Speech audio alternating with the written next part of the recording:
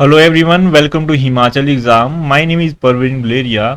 तो इस वीडियो में हम डिस्कस करने जा रहे हैं कुछ एमसीक्यू ऑन कंप्यूटर, जो कि आपके आने वाले एग्जाम्स के अंदर बहुत ज़्यादा इंपॉर्टेंट हैं। और इस वीडियो में हमने जितनी भी एमसीक्यू लिए हैं उनको थोड़ा डिटेल में डिस्कस करेंगे, ताकि इस टॉपिक से अगर आपको कोई भी क्वेश्चन आए तो आप उसको इजीली सॉल्व कर सकें। और अगर हमारी ये कोशिश आपको अच्छी लगे तो हमारी वीडियो को शेयर करें और हमारे चैनल को सब्सक्राइब करें। तो चलिए शुरू करते हैं।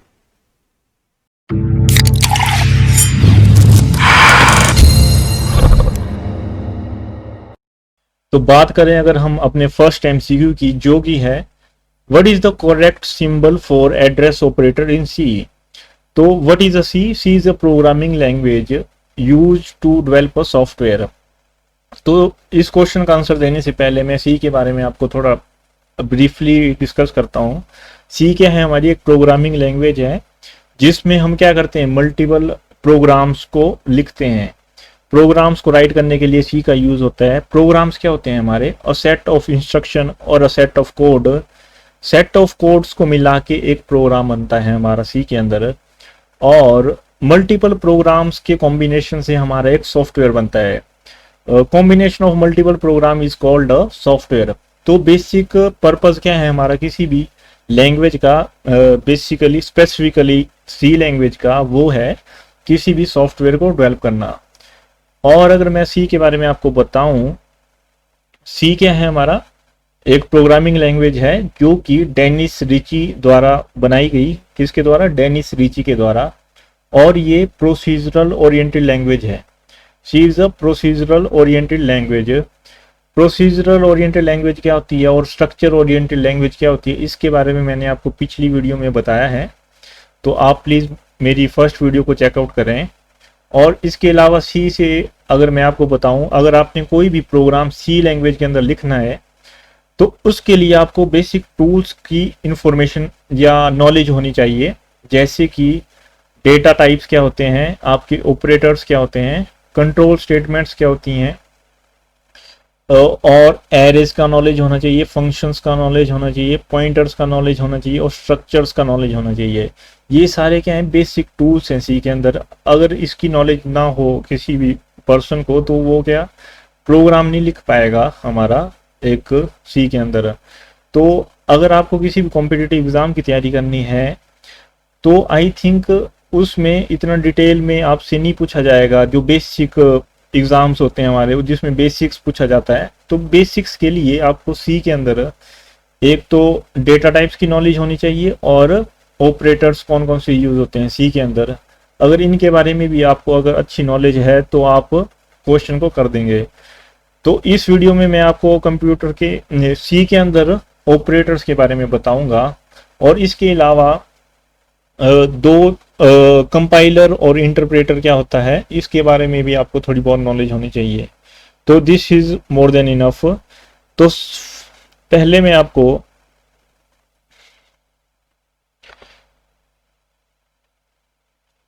थोड़ा कंपाइलर और इंटरप्रेटर के बारे में बता देता हूँ। What is a compiler? Compiler क्या होता है हमारा? कंपाइलर यूज किया जाता है किसी भी हाई लेवल लैंग्वेज को मशीन लेवल लैंग्वेज में कन्वर्ट करने के लिए। Compiler use to convert high level language to machine level language. High level language क्या होती है हमारी? जो भी हमारे प्रोग्रामिंग लैंग्वेजेस हैं, जैसे सी है, फोर्ट्रन है, कोबोल है, जावा है, पीएचपी है, ये सारी की सारी हाई लेवल लैंग्वेज में लिखी जाती है। हाई लेवल लैंग्वेज एक सिंपल इंग्लिश लैंग्वेज होती है जो कि ह्यूमन अंडरस्टैंडेबल होती है, जो जिसको क्या है, ह्यूमन अंडरस्टैंड कर सकता है। बट मशीन लेवल लैंग्वेज क्या होती है?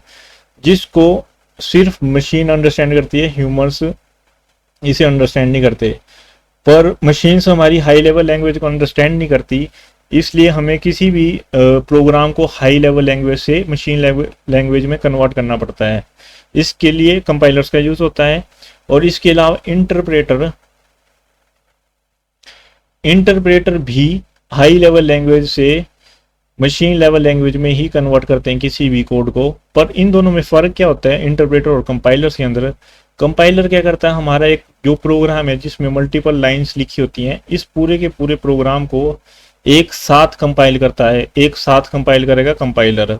और जो हमारा इंटरप्रेटर है उसमें जो प्रोग्राम लिखा है उसको लाइन बाय लाइन कंपाइल करेगा। कैसे कंपाइल करेगा? Line by line. इंटरप्रेटर करता है लाइन बाय लाइन। बस यही बेसिक डिफरेंस होता है कंपाइलर और इंटरप्रेटर के अंदर। इसे प्लीज याद रखें क्योंकि इससे बहुत बार क्वेश्चन आता है आपका। और इसके अलावा मैं बात करूं अब ऑपरेटर्स की, डेटा टाइप्स के बारे में हम किसी और वीडियो में डिस्कस करेंगे। इसमें मैं आपको ऑपरेटर्स कौन कौन से होते हैं सी के अंदर उसके बारे में थोड़ा बताता हूं। ये हैं हमारे जो ऑपरेटर सी के अंदर यूज होते हैं। तो ये ऑपरेटर्स की आपको नॉलेज होनी चाहिए।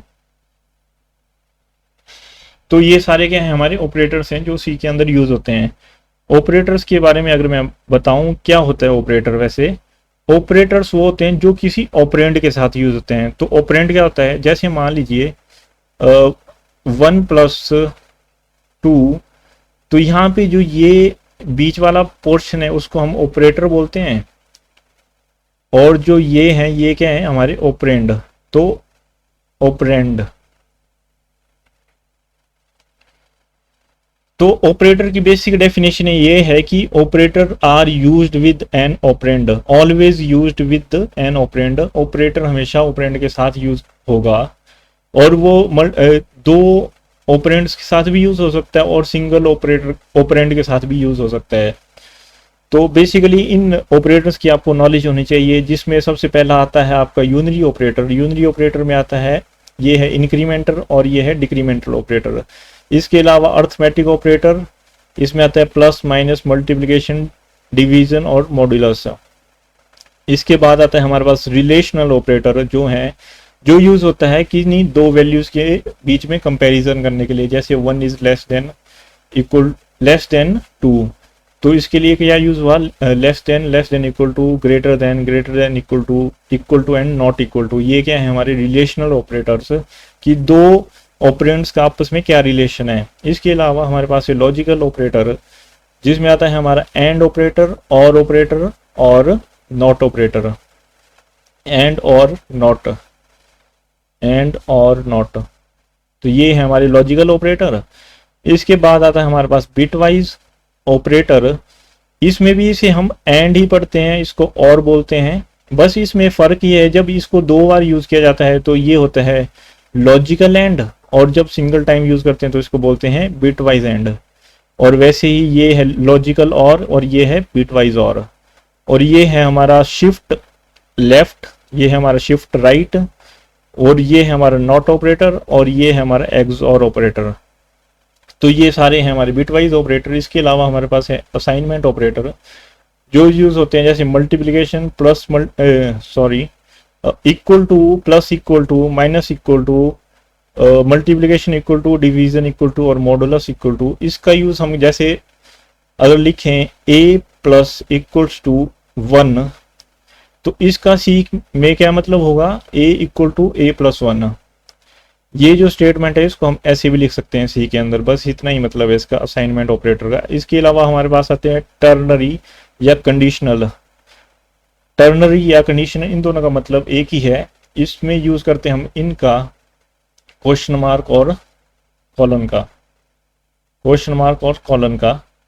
तो ये आपके बहुत ज़्यादा इंपॉर्टेंट हैं, इन्हें प्लीज़ ध्यान में रखें। इसमें से अगर कोई भी क्वेश्चन आपको आए तो आप इजीली सॉल्व कर सकें।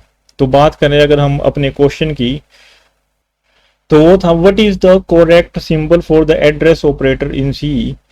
तो एड्रेस ऑपरेटर मैंने आपको नहीं बताया अभी। एड्रेस ऑपरेटर बेसिकली यूज होता है ये वाला सिंबल, और यू कैन से ये वाला सिंबल, और ये यूज होता है किसी भी वेरिएबल के एड्रेस को स्टोर करने के लिए यूज होता है ये।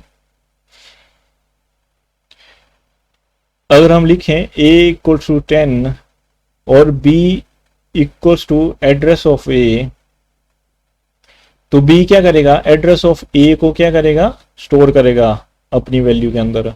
तो ये होता है हमारा एड्रेस ऑपरेटर। इसके अलावा ये हमारा मल्टीप्लिकेशन ऑपरेटर है, और इसको एज अ पॉइंटर भी यूज करते हैं हम।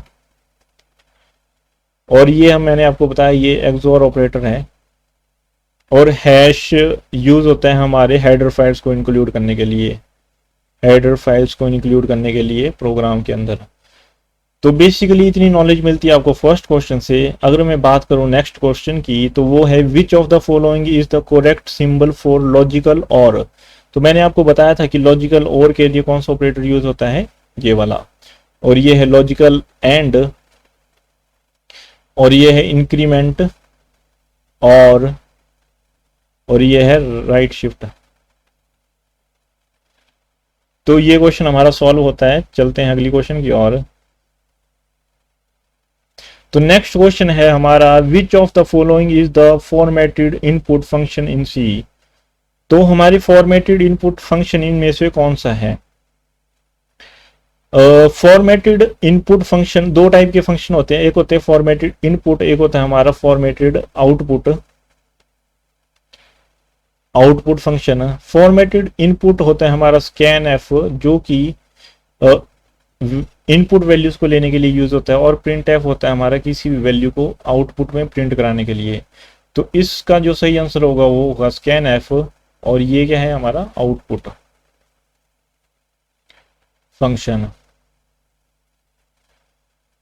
इसके अलावा अगर मैं बात करूं अगले क्वेश्चन की, तो वो है हमारा which of the following standard header file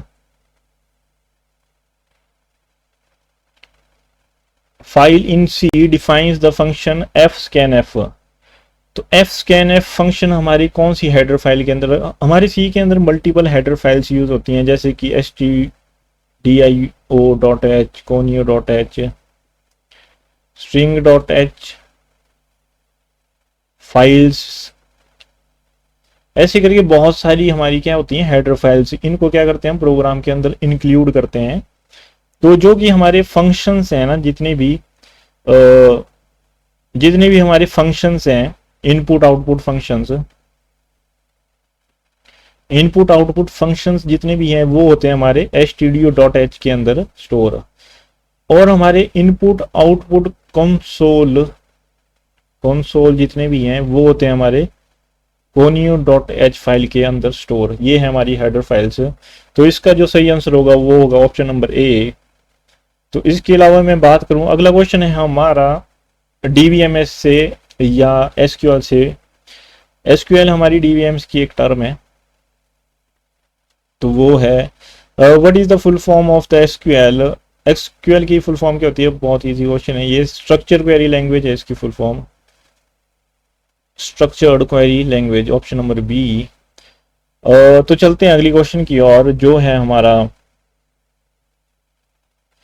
A dash key consists of one or more columns of a database table used to uniquely identify the record of the table। तो हमारे जो डेटाबेस है ना उसके अंदर क्या होता है, मल्टीपल टेबल्स होते हैं। टेबल क्या होता है, combination of rows and columns, rows and columns का कॉम्बिनेशन होता है। तो हमारे जो टेबल्स के अंदर जितना भी डेटा है ना उसको निकालने के लिए हम क्या करते हैं, यूज प्राइमरी कीज का यूज करते हैं, प्राइमरी कीज। और प्राइमरी की हमारी सिंगल एट्रीब्यूट्स, ये जो यहाँ पे वैल्यूज होंगी वो क्या होते हैं हमारे एट्रीब्यूट्स। सिंगल एट्रीब्यूट से भी बन सकती है, और कॉम्बिनेशन ऑफ 2 और मोर एट्रीब्यूट से हमारी प्राइमरी की बन सकती है। तो यही क्वेश्चन पूछा गया था, a dash key consist of 1 और more columns of a database table used to uniquely identify the record of the table. तो इसका सही आंसर होगा प्राइमरी की। तो अगले क्वेश्चन की बात करूं मैं अगर, तो नेक्स्ट क्वेश्चन है हमारा which of the following is the DDL SQL command. तो हमारे डेटाबेस के अंदर क्या होता है, मल्टीपल कमांड्स होती हैं जो कि क्या करती हैं, डेटा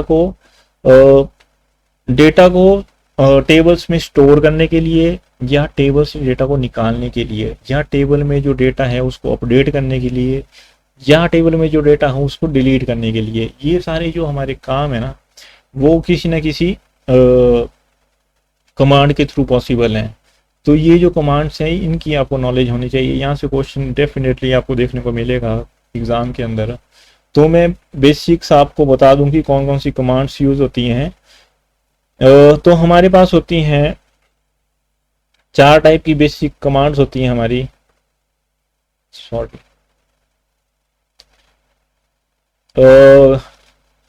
एक होती है DDL command, DDL command, DML command, DCL command और TCL कमांड। DDL कमांड क्या होती है? Data definition language, data definition language. और इसमें आती है हमारी क्रिएट। क्रिएट कमांड यूज होती है टेबल को या डेटाबेस को क्रिएट करने के लिए यूज होती है create command. Alter command use होती है हमारी टेबल के अंदर जो कॉलम है उनको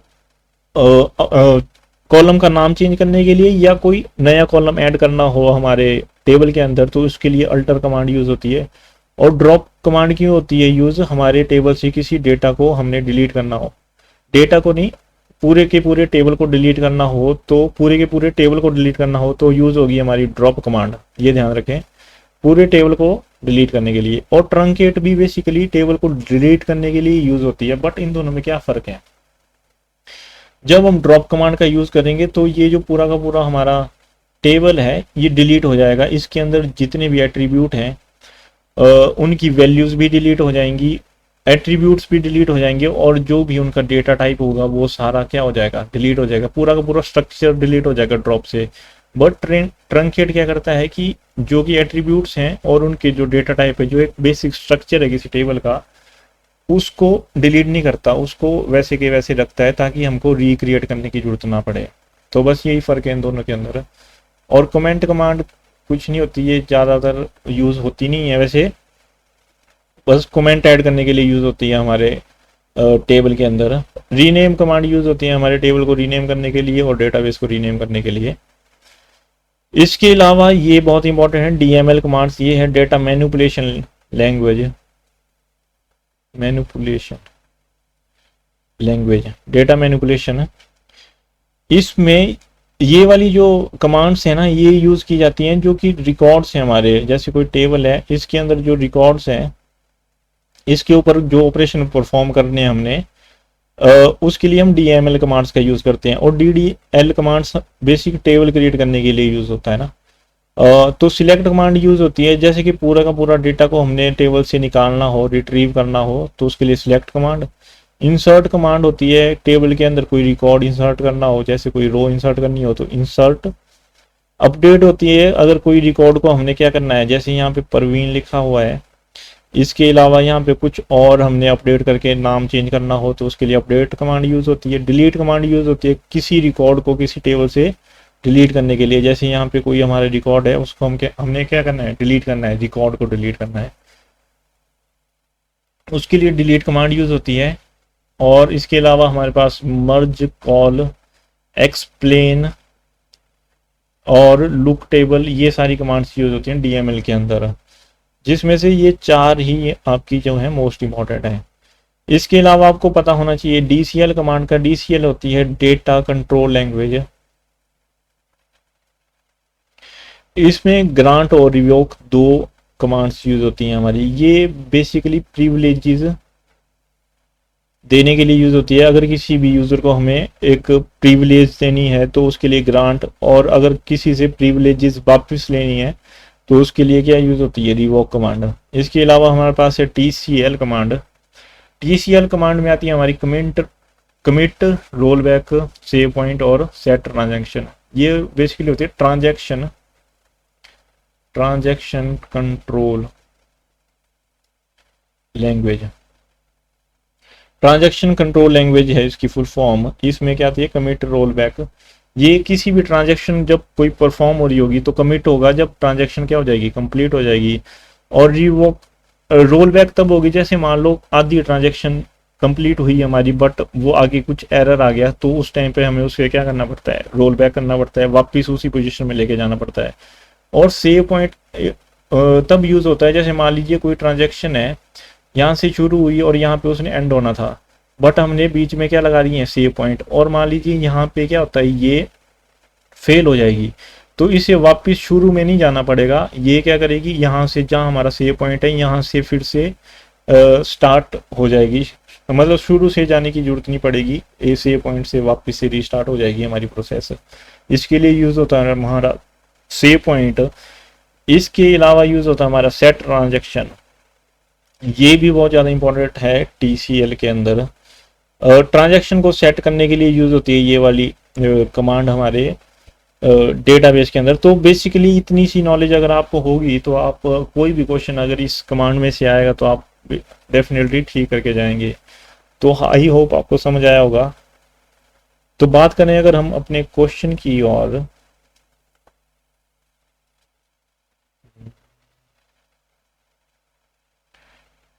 तो जो ये क्वेश्चन था हमारा, which of the following is the DDL SQL command, इसमें से DDL डेटा डेफिनेशन लैंग्वेज की कौन सी कमांड है। तो यहाँ पे क्या है हमारी अपडेट, कौन सी कमांड है अपडेट हमारी, क्या है DML। डिलीट भी हमारी DML है, इंसर्ट भी हमारी DML है, अल्टर हमारी क्या है DDL कमांड है। तो इसका जो सही आंसर होगा वो होगा ऑप्शन नंबर डी। बात करें अगर अगले क्वेश्चन की, तो नेक्स्ट क्वेश्चन है हमारा, what is the two's complement of a binary number 00110001। तो किसी भी नंबर को अगर हमें बाइनरी नंबर में कन्वर्ट करना हो तो हम क्या करते हैं, उसको पहले वंस कॉम्प्लीमेंट में कन्वर्ट करते हैं। तो 0001 इसका जो वंस कॉम्प्लीमेंट है, वंस कॉम्प्लीमेंट में कन्वर्ट करने के लिए कुछ नहीं करना है आपको, 0 की जगह 1 लिखना है और 1 की जगह आपको 0 लिखना है। तो यहाँ पे आ गया 0, तो यहाँ 1, तो ये क्या है इसका वंस कॉम्प्लीमेंट। अब इसको टूज में कन्वर्ट करना है तो इसमें हम क्या करेंगे +1 कर देंगे, तो ये क्या आ जाएगा इसका टूज कॉम्प्लीमेंट, क्या करेंगे +1। तो अगर 0 और 1 को हम प्लस करें तो ये आ गया 1 1 1 1 0 0 1 1। तो जो सही आंसर होगा हमारा वो होगा 1 1 0 0 1 1 1 1। तो ऑप्शन नंबर बी हमारा ये क्या हो जाएगा, सही आंसर हो जाएगा इस क्वेश्चन का। अगर बात करूं मैं अपने अगले क्वेश्चन की, जो है which of the following Boolean algebra equation is known as De Morgan law. तो इसका मैं अगर आपको डायरेक्ट आंसर बताऊं तो वो है option number D, a plus B complement equal to a complement and b complement. Dot को हम एज अ एंड कंसीडर करते हैं बुलियन अलजेब्रा के अंदर, एंड प्लस को हम एज अ और कंसीडर करते हैं बुलियन अलजेब्रा के अंदर।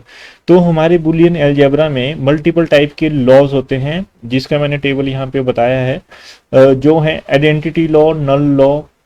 वैसे ये सारे क्या हैं हमारे इसके अंदर बुलियन अलजेब्रा के अंदर यूज होते हैं। इनकी ये जो आगे मैंने बताया है ये हैं इनकी प्रॉपर्टीज, कि आइडेंटिफिकेशन लॉ की क्या प्रॉपर्टीज है, नल लॉ की क्या प्रॉपर्टी है, आपके कॉम्यूटेटिव लॉ की क्या प्रॉपर्टी है। इसमें सबसे ज़्यादा जो इम्पोर्टेंट है वो हैं ये सब। कॉम्यूटेटिव लॉ बहुत इंपॉर्टेंट है, एसोसिएटिव लॉ इंपॉर्टेंट है, डिस्ट्रीब्यूटिव लॉ इंपॉर्टेंट है और डी मॉर्गन लॉ। अगर आप इनको भी याद रखेंगे तो भी मोर देन इनफ है। बाकी अगर आप पूरा टेबल याद रख सकें तो बहुत अच्छा। और इसमें आप सिर्फ याद रखेंगे कि डी मॉर्गन लॉ की क्या प्रॉपर्टी है। जैसे उस क्वेश्चन में पूछा कि ये है हमारी एंड की फॉर्म में प्रॉपर्टी, ये और ये है और की फॉर्म में प्रॉपर्टी। अगर मैं इसको थोड़ा और इलोबरेट करूं तो ए प्लस ए और एंड बी का होल कॉम्प्लीमेंट जब हम ओपन करते हैं तो कॉम्प्लीमेंट क्या हो जाता है, ए के ऊपर आ जाता है और जो बीच का साइन है ना वो चेंज हो जाता है। और वैसे यहाँ पे जब इस कॉम्प्लीमेंट को हम ओपन करेंगे तो ए कॉम्प्लीमेंट और बीच का साइन क्या हो जाएगा, और से एंड में कन्वर्ट हो जाएगा। इस तरह से काम करता है हमारा डी मॉर्गन लॉ। और वैसे ही हमारा डिस्ट्रीब्यूटिव लॉ है, आपको पता है कि ए को बी के साथ मल्टीप्लाई करेंगे तो ए बी आएगा और ए को सी के साथ मल्टीप्लाई करेंगे तो ए सी आएगा। तो इस तरह से ये लॉ बना। वैसे ही ये हमारी सारे के सारे लॉ बने। बस आपको याद रखना है कि कौन सा लॉ किस किस नाम से जाना जाता है और उसकी क्या प्रॉपर्टी है, बस ये ध्यान में रखें आप। इससे आपके मैक्सिमम क्वेश्चन निकल जाएंगे। तो बात करें अपने अगले क्वेश्चन की, तो वो है the dash of the database table contain all the rows which are common in both table. तो बोथ टेबल के अंदर जो दो टेबल है अगर कंसीडर करके चलें और उन दोनों टेबल्स में कौन सी रोज कॉलम रोज कॉमन है, वो किसके थ्रू हम आइडेंटिफाई करते हैं। अगर मान के चलूँ मैं, अगर हमारे पास एक ये टेबल है ए टेबल और एक ये टेबल है बी टेबल, ये है हमारा वेन डायग्राम, तो इन दोनों टेबल में कौन सी रोज कॉमन है, ये। तो जब ये डायग्राम बनता है तो इसको एज अ हम इंटरसेक्शन यूज करते हैं, इंटरसेक्शन। ये क्या है, हमारा इंटरसेक्शन का पॉइंट। और अगर मैं बात करूं जैसे ए और बी दो टेबल हैं हमारे पास और उनकी पूरी की पूरी टोटल रोज को कंसीडर करके चलूं, पूरे के पूरे डेटा को कंसीडर करके चलूंगा, तो इसको हम एज अ यूनियन कंसीडर करते हैं। ये है हमारा डेटाबेस का कॉन्सेप्ट। तो इस क्वेश्चन का जो सही आंसर होगा वो होगा ऑप्शन नंबर सी, इंटरसेक्शन। तो बात करें अगर अपने अगले क्वेश्चन की, जो है what is the equivalent binary number of 123 base 10। तो आपको पता है कि नंबर सिस्टम के अंदर हमारे पास चार टाइप के नंबर होते हैं। एक होते हैं बेस 10 जिनका होता है, वो होते हैं decimal number, binary number with the base 2 और octal number with the base 8 और हमारे हेक्साडेसिमल नंबर जिनका बेस क्या होता है 16। तो यहाँ पे हमारे पास क्या है, एक डेसिमल नंबर दिया है जिसे हमें किस में कन्वर्ट करना है, बाइनरी के अंदर। तो बाइनरी से डेसिमल में कैसे कन्वर्ट करते हैं, डेसिमल से बाइनरी में कन्वर्ट करने के लिए हमें 1 2 3 को 2 से उसका एलसीएम लेना पड़ेगा। तो इसका एलसीएम होगा 61 और यहाँ पे आ जाएगी 1 मॉडुलस उसका। 2 से एलसीएम लेंगे तो इधर आएगा 3 और यहाँ पे 1 और 2 से फिर से करेंगे तो यहाँ आएगा 15 और यहाँ आएगा 0। 2 से फिर करेंगे तो यहाँ आएगा 7 और यहाँ बच जाएगा 1। 2 से फिर करेंगे तो यहाँ आएगा 3 और यहाँ बचेगा 1। 2 से अगर फिर कंसीडर करके चलेंगे तो यहाँ आएगा 1 और यहाँ से फिर 1 बच जाएगा हमारे पास, तो फिर 1। और यहाँ से हम इसको वापस पिछली तरफ को रीड करते हैं तो इसका आंसर आएगा 1 1 1 1 0 1 1। तो यह है सही आंसर इसका, जो है ऑप्शन नंबर डी। तो इस तरह हमारे सभी क्वेश्चन कंप्लीट होते हैं। तो thank you for listening me. और आपको हमारा ये वीडियो अच्छा लगा हो तो हमारे चैनल को सब्सक्राइब करें और अपने दोस्तों के साथ शेयर करें। Thank you so much. Have a nice day.